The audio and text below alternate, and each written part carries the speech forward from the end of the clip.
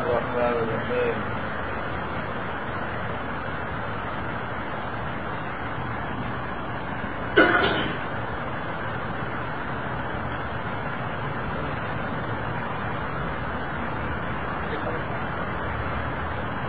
হযরত আব্দুল্লাহ ইবনে কুরদ রাদিয়াল্লাহু তাআলা আনহু বয়ান করেন, রাসূল সাল্লাল্লাহু আলাইহি ওয়াসাল্লাম বলেছেন, কিয়ামতের দিন সর্বপ্রথম নামাজের হিসাব নেওয়া হবে। যদি নামাজ সঠিক থাকে তবে অন্যান্য আমলও সঠিক পাওয়া যাবে, আর যদি নামাজ ঠিক না থাকে তবে অন্যান্য আমলও খারাপ পাওয়া যাবে। এটা ঠিক করলে এই ওসিলায় আল্লাহ বাকি আমলগুলো সুন্দর করে দেবে। আর নামাজকে বরবাদ করলে বাকি সবগুলো তার বরবাদ হয়ে যায়, নষ্ট হয়ে যায়। এই জন্য নামাজের উপর বেশি গুরুত্ব দেওয়া হয়। আল্লাহ আমাদেরকে তৌফিক দান করুন।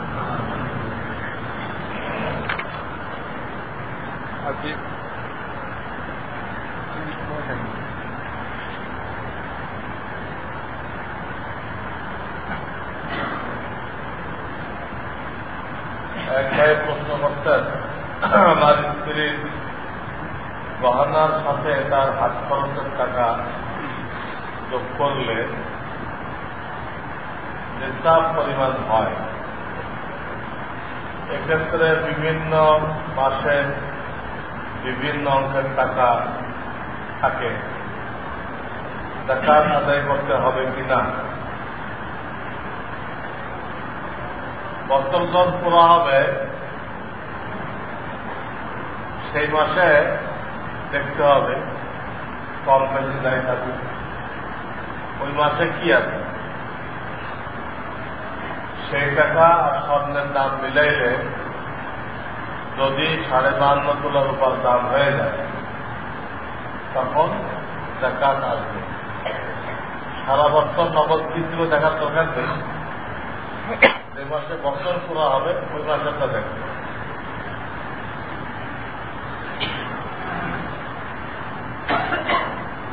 মুসাফির অবস্থায় 4 রাকাতওয়ালা ফরজ নামাজ যদি 2 রাকাতের বদলে ভুলবশত 4 রাকাত পড়া হয় তাহলে কি করণীয়? মুসাফিরের দায়িত্ব ছিল 4 রাকাতওয়ালা ফরজ নামাজ 2 রাকাত পড়া, আর এক লোকের খেয়াল নেই,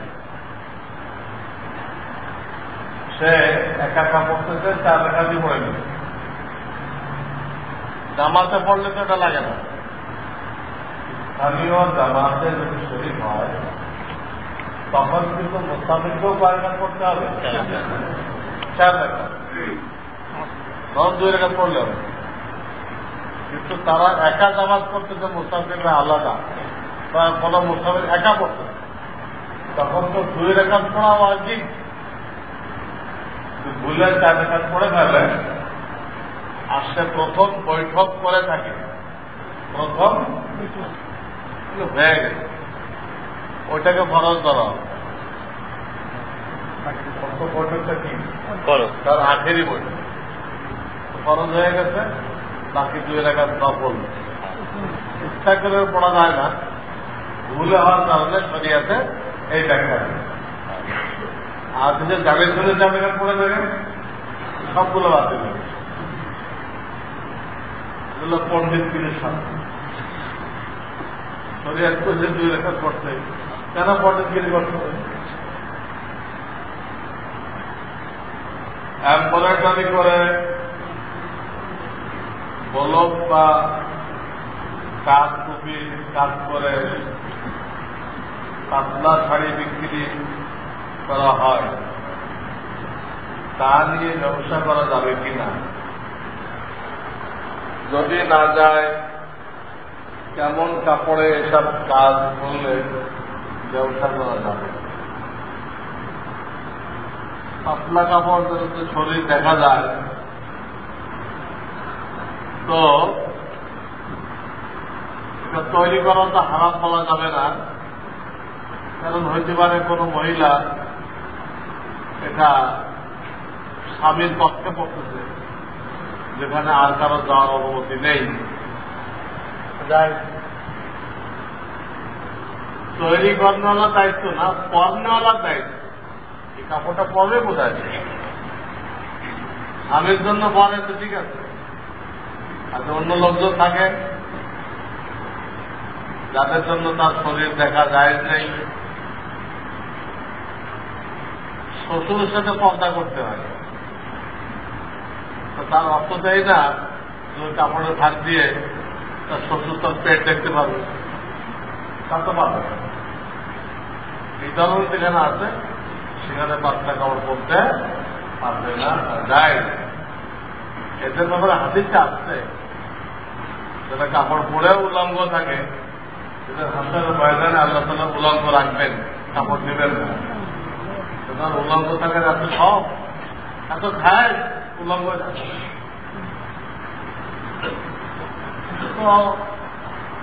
যদি এমন পাতলা না হয় তো সব জায়গায় চালানো যায়। এত পাতলা হলে স্বামী ছাড়া আর কোথাও করতে পারবে না।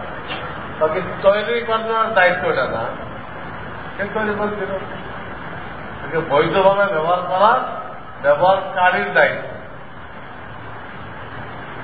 যেমন কেউ রেশমের কাপড় তৈরি করবো, তার কোনো গোনা হবে না, কিন্তু রেশমটা কি মহিলা পড়বে না পুরুষ পড়বে? পড়নেওয়ালার দায়িত্ব, মহিলাকে দেবে, পুরুষকে দেবে। যে হার তৈরি করে দিল তার কোনো গোনা নেই, কিন্তু স্বর্ণের হারটা কে পড়বে? মহিলারা পড়বে, পুরুষ পড়ে, ওই পুরুষ গোনা গেল। কম্পিউটার দিয়ে অনেক জরুরি কাজ করা যায়, আবার গান শোনা, সিনেমা দেখা, হ্যাঁ, এগুলো করা যায়। এখন কেউ যদি কম্পিউটার কেনা বেচার ব্যবসা করে, তাহলে তার ব্যবসা হালাল হবে কিনা এত দূর এটাই বুঝে গেল। যেহেতু জায়েজ ভাবে করা যায়, তৈরি করা যায় না, কিন্তু ব্যবহার করার দায়িত্ব কোন গুনার কাজে ব্যবহার না করা, করলে সে দায়িত্ব।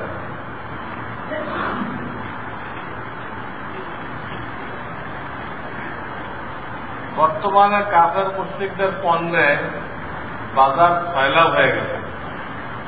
মুসলমানদের সাথে কাফের মুশরিকদের বিভিন্ন আগ্রাসী ভূমিকার প্রেক্ষিতে বর্তমানে বাজারে বিভিন্ন পণ্যের ক্রয় বিক্রয়ের ক্ষেত্রে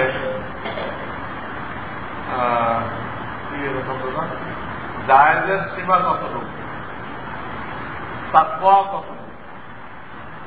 জরুরি মাল হয়, বৈধ মাল হয়, তো মুশরিকরা বানাইছে না কে বানাইছে শরিয়াতে কোনো জরুরি না, মালটা বৈধ, তখন আমাদের কাজেও লাগে, কেনা বেচা করতে পারে। হ্যাঁ, কেউ যদি ইমানে টাকা যায়, কাফেরদের মাল না কেনে, তার তাকওয়া।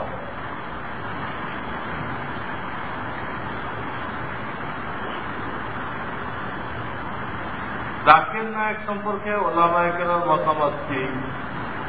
তিনি কোন মাদ্রাসায় পড়ুয়া আলেম কিনা, এবং উনি যে মহিলাদের সামনে টিভিতে প্রোগ্রাম করে তা জায়েজ আছে কিনা? সেসব অংশতে আপনারা বলতেছেন যে তার কর্ম না যায়। প্রশ্নকারী বলতেছে উনি মহিলাদেরকে সামনে নিয়ে টেলিভিশনে প্রোগ্রাম করবেন। বেগানা মহিলা, যুবতী মহিলা, হ্যাঁ, যেগুলো দেখলে ঘোড়াদেরও সব বড় বড় এই কাজে করে, পুরা ভণ্ডামি করতেছে, দেখেন ফতোয়া চাওয়ার দরকার আছে? এই প্রশ্নের মধ্যে তো জবাব আছে, প্রশ্নের মধ্যে কি আছে জবাব আছে।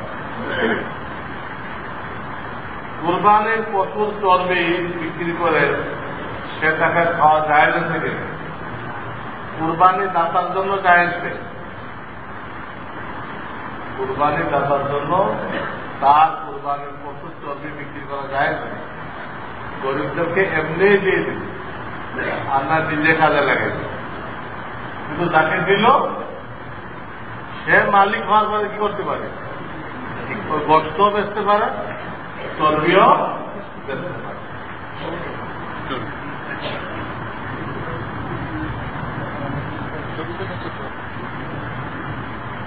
কাউকে হ্যাপি নিউ ইয়ার বলা যাবে কিনা, বললে গোনা হবে কিনা, এটাতে বলবে সে বাংলা জানে কিনা, নাকি স্টাইল দেখানো চলে। এখন ওটার ভাষাই ইংরেজি, সে ওটা বলে দোয়া দিতে পারে। আর তার ভাষা বাংলা, সে বিনা প্রয়োজন ওটা ব্যবহার করলো কেন? কাফেররা কি আমাদের আরবি বলে? কাফেররা ভুলেও আমাদের আরবি ভাষা বলে, আমরা কেন বলি? আমাদের দিলের মধ্যে ওটা গুরুত্ব আছে, ওটা বড়ত্ব আছে, এটা আমাদের ইমানের কমজোরি বলা যাবে। এটাকে রিলাকুলুকের মতো রাখতে হবে। রিলাকুলুক পকেটে থাকে, বাথরুমে গেলে চুপচাপ বের করে কাজ করে, মজলিসেরা বারবার তো বের করে। তো কোথাও একখানে গেছেন, এই লোকরা ইংরেজি ছাড়া বোঝানো যেতেছে না, আচ্ছা ওরা ইংরেজি বলে, যেটা সব লোক বাংলা পারে সেটা বলার দরকার থাকে। এই জন্য ইংরেজিটাকে কুলুকের মতো ব্যবহার করে।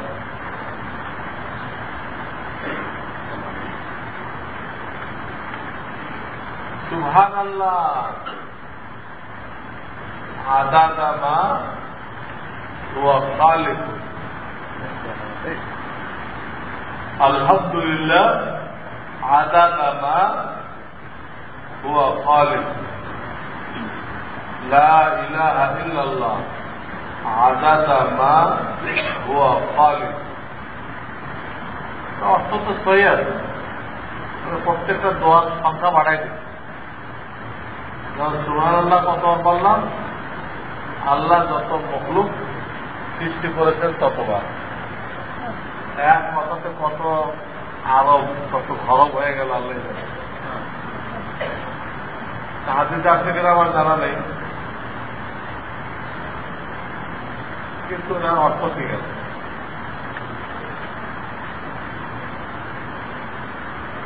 ওকালতি পেশা জায়েজ আছে কিনা? ইহুদি নাসারদের মাধ্যমে যে ওকালতি পেশার পড়াশোনা আসছে, তা অর্জন করা জায়েজ আছে কিনা? আমি ওকালতি পেশা দিয়ে পড়াশোনা করতে চাই, কিন্তু হক হালাল ভাবে করে, মিথ্যা না লেখে, সাক্ষীকে মিথ্যা না শেখায়, তাহলে জায়েজ আছে। আগে মিথ্যা বলতে হয়, অথবা কোনো জালেমকে রক্ষা করে, ওকালতি করে জালেমের বাসায় দিল, জালেমের ফাঁসির অর্ডার হয়ে গেছে বা উচিত তার ফাঁসির অর্ডার, ইনি ওকালতি করে কি করলেন? বাসায় দিল। সব কামাইল না গোনা কামাইল? বাসায় দিত, গোনা কামাইল। আমি সার এক পুলিশ ছিল ওকালতি করল, উনি বললেন তোমার এই পেশা আমার কাছে পছন্দ নেই, উনি ছেড়ে দিলেন, দিয়ে বলেন হোমিও প্র্যাকটিস করবে। আলেম নাকি? পরে আল্লাহ তাআলা ওনাকে এত এলেম দান করলেন, কারণ ওনার কিতাব আমরাও পড়ি, মুফতি সাহেবরা পড়ি, উনি ইংরেজি শিখেছেন। এর নাম ডাক্তার আব্দুল হাই। পাকিস্তানের যিনি বড় মুফতি এখন, মুফতি তাকি উসমানী, তার পীর এলো।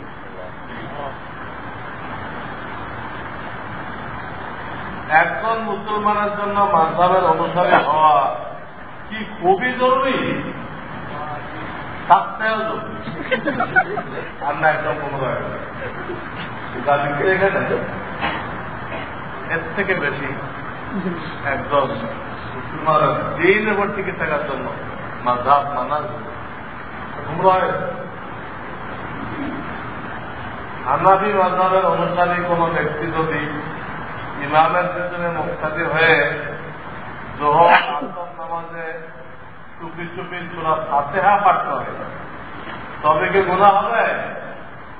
আমাদের মাযহাবে ইমামের পিছনে টুপি টুপি পড়ুক আর জমিনে পড়ুক তা মাকরুহ তাহরীমি, এটা আমাদের মাযহাব না, হাদিস এরকম আছে। একজন লোক জোহর নামাজে সবাই চুপ, একটা লোক আস্তে আস্তে সূরা ফাতিহা পড়ছে, আর একটা লোক তাকে ইশারা করে হাতে করে থামাই দেয়। পরে ফাতিহা পড়নেওয়ালা লোকটা নামাজের পরে তাকে বলল, ভাই আমাকে থামাইলেন কেন? আপনি নামাজে কেরাত পড়তেছিলেন কেন? কেরাতের জন্য পড়তেছিলাম, ফাতিহা ছাড়া তো নামাজ হয় না। উনি বললেন, এটা কি ইমামের পিছনে না একা? কথা তো বুঝলাম, ফাতিহা ছাড়া নামাজ হয় না, কিন্তু এটা কোন নামাজ? ইমামের সাথে না একা? সব জায়গায় চলেন, সব জায়গায় যখন চলেন আল্লাহ রসুলকে জিগায়, আল্লাহ রসুলের কাছে যে পুরা কিস্তা শোনায়, পুরা কিস্তা শোনানোর পরে নবীজি সাল্লাল্লাহু আলাইহি ওয়াসাল্লাম বললেন, ওই লোকরা মান কানা লাহু ইমামুন ফাকিরাতুল ইমাম লাহু কিরাত। দেখো, তার ইমাম, তার ইমামের কিরাতটাই তার কিরাত হয়ে গেল। সুতরাং তার আর পড়ার অনুমতি নেই। এর পরবর্তী যে পড়ে বোঝা গেল এই লোক রসুলের কথা বিশ্বাস করেনি। রসুল কইছে ঠিক, সে কথাটা হয়ে গেছে। রসুলরা জয় নেই, আপনারটা জয় ইমান চলে যাও, আপনার রসুলের কথা বলে পণ্ডিতগিরি করে।